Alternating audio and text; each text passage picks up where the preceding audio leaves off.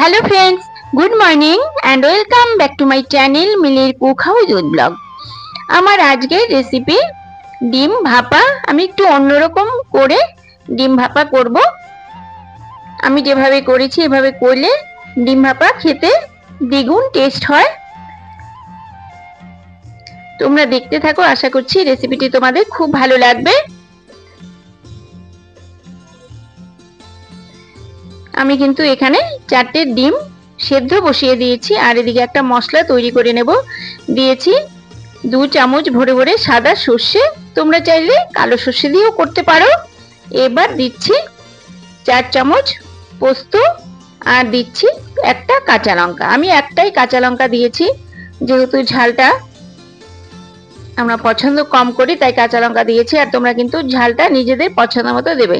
তারপর একটু জল দিয়ে এই যে একদম মিহি একটা পেস্ট করে নিয়েছি।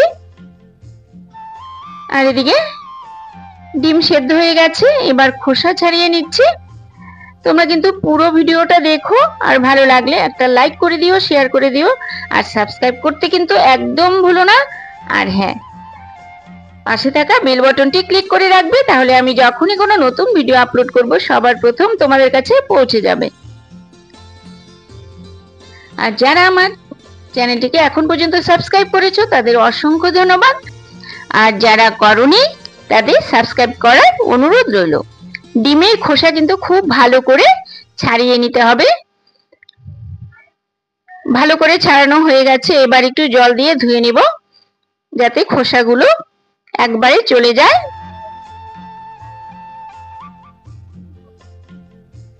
এদিকে খোসা ছাড়ানো হয়ে গেছে, ভালো করে ধুয়ে তারপর কিন্তু আমি 2 ভাগে ভাগ করে নিলাম। ছুরি দিয়ে কেটে নিচ্ছি ঠিক এভাবে।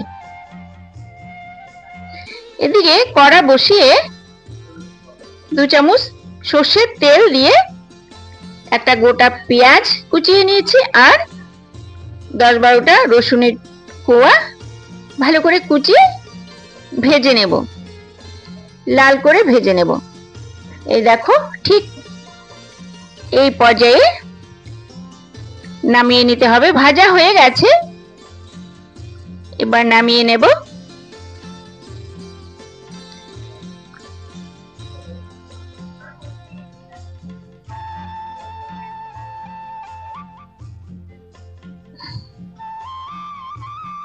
এবার পেস্ট করে রাখা মশলাটা দিয়ে দিচ্ছি, মানে সর্ষে আর পোস্ত আর লঙ্কা বাটাটা দিয়ে দিচ্ছি।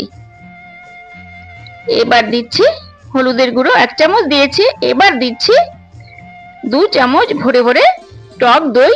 এই দই কিন্তু আমি ঘরেই পেতেছিলাম। এবার দিচ্ছি পেঁয়াজ আর রসুন ভাজাটা। এই পেঁয়াজ রসুন ভাজা দিয়ে ভাপা ডিম করলে কিন্তু দারুণ লাগে খেতে। এবার 4টে কাঁচা লঙ্কা দিয়ে দিলাম আর দিচ্ছি স্বাদ মতো নুন। এবার জল দিচ্ছি, 1 গ্লাস মতো জল দিয়েছি আমি। আর আমি রান্নাটা কিন্তু খুব ঘনও করব না, আবার খুব পাতলাও করব না, মিডিয়াম করব, না ঘন না পাতলা।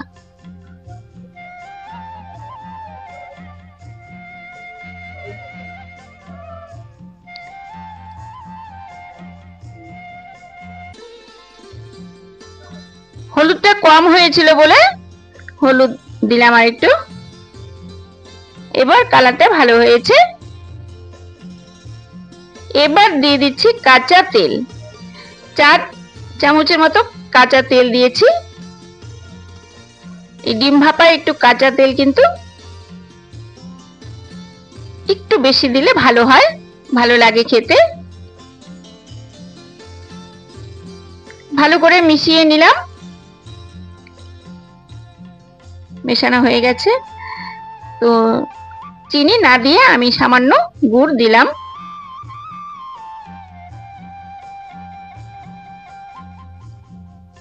গুড়টা দেওয়ার পর আবার একটু ভালো করে মিশিয়ে নিচ্ছি।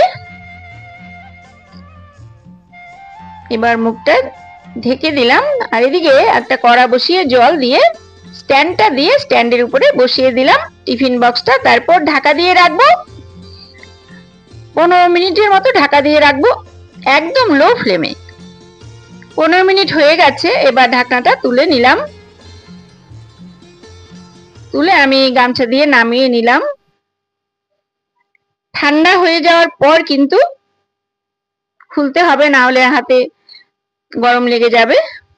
এই দেখো একদম রেডি হয়ে গেছে ডিম ভাপা। তো তোমাদের কেমন লাগলো রেসিপিটা তোমরা অবশ্যই আমার চ্যানেলের কমেন্ট বক্সে কমেন্ট করে জানাবে। আর তোমরাও কিন্তু বাড়িতে ঠিক এভাবে ট্রাই করবে। ট্রাই করে আমার চ্যানেলের কমেন্ট বক্সে অবশ্যই জানাবে, ভালো হলেও জানাবে আর খারাপ হলেও জানাবে। এবার একটু সার্ভ করে নিচ্ছি। তাহলে একদম রেডি হয়ে গেল ডিম ভাপা। তো তোমাদের কেমন লাগলো রেসিপিটা? আশা করছি খুব ভালো লেগেছে। কালারটাও খুব সুন্দর এসেছে আর খেতেও কিন্তু ভীষণই ভালো হয়েছিল।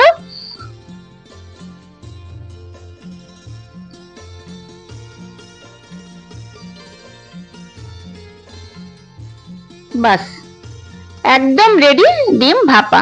কত তাড়াতাড়ি হয়ে গেল ডিম ভাপা। তাহলে আজকে এই পর্যন্তই। সবাই খুব ভালো থেকো, সুস্থ থেকো। আবার চলে আসবো নতুন কোনো রেসিপি বা ব্লগ নিয়ে।